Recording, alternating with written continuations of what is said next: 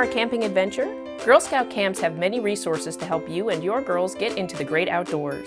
Today we are going to focus on camping outside in platform tents. We will go over the basics of platform tents, some do's and don'ts for tent care, and resources you will need to plan a camping trip to a GSWPA camp. Just like camping in a primitive tent or other outdoor shelter, there are some basic things to bring when camping in a platform tent. While they do have walls, they are exposed to the open air and thus are exposed to nightly temperatures.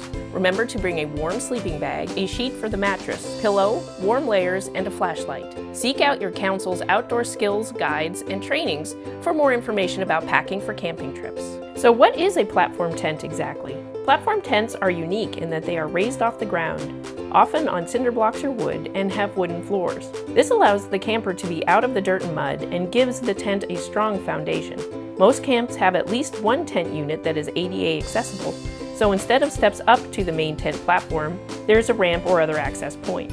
The tent body is made up of thick cotton canvas that is treated with waterproofing and fire retardant materials. This canvas is sturdy enough to weather storms over many years, but if anything is touching the inside of the tent walls, this breaks the water seal, which allows water to seep through. The doors of platform tents, called flaps, are made up of the same material as the walls. They can be rolled up while people are inside to allow for airflow and natural light. They can be brought down when tents are unoccupied for long periods of time, during storms, or to capture heat. The rainfly hangs above the tent and provides weather protection.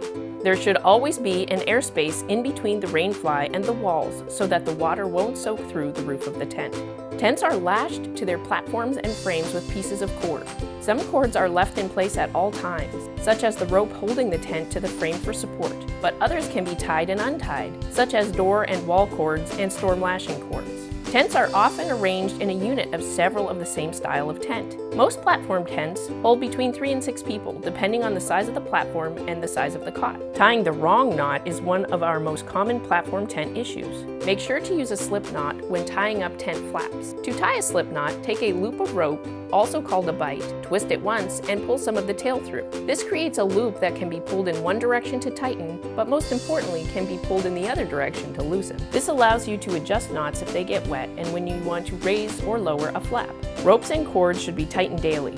Adjusting your tent will increase its ability to drain water and keep you happy and dry. If a tent starts to sag, it strains the canvas and the rope and wears out the materials. If you find broken ropes or cords on your tent, please let your local camp ranger know. They will do their best to fix it as soon as possible. The canvas on platform tents is tough and durable, but it is not indestructible. Things like bug spray, sunscreen, and even water when sprayed or rubbed directly on the inside of the tent fabric damage the waterproofing, which leads to leaks and holes in the fabric. Stickers, tape, and other glues also damage the surface of the fabric. Storm lashing is the process of tying tent corners between walls and flaps together to keep wind and precipitation out during storms. To storm lash your own tent, simply follow this pattern. If you have woven your storm lashing rope correctly, your tent should have a sharp corner that does not pull apart easily. Be sure to undo storm lashing after storms. Anything touching the walls of a platform tent will break its waterproofing, allowing water to seep in. If it rains and your backpack is leaning against the wall of the tent, you'll have a big puddle. Be sure to leave everything at least a few inches away from tent walls.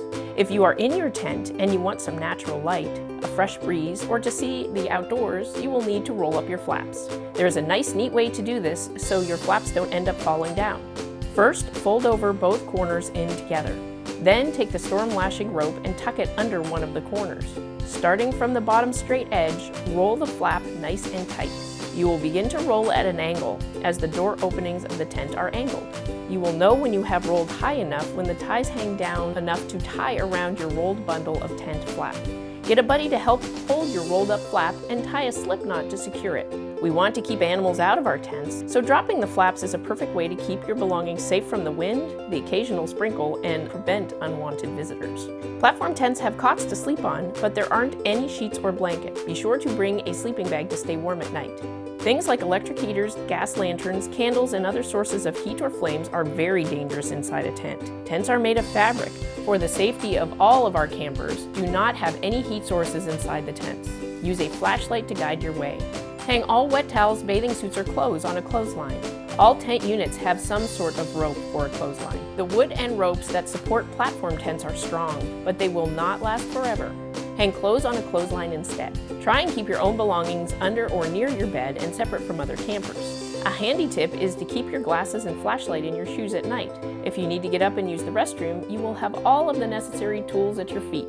Literally. Animals are attracted to many different smellable objects that humans bring with them outside, including toothpaste, scented lotions, chapstick, candy, and more. Keep these smellable items out of your platform tent. Shoes track mud, leaves, sand, and many other materials into platform tents. Try and sweep out the walking areas every day and be sure to thoroughly sweep and clean your tent before checkout. Camp properties are used by many groups over the years. Leaving your mark through graffiti is not only unsightly, but it is also against camp rules.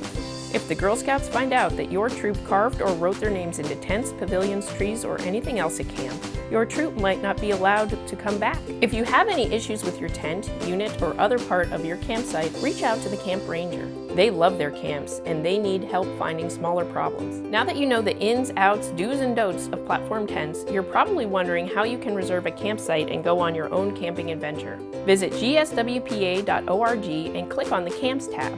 You will find general camp information and information for every camp in our council. Click on the camp you're interested in. You will be able to view availability calendars and facility information. When you've picked a date and place to camp, fill out the campsite reservation and equipment reservation forms, which can also be found on the GSWPA website under Forms.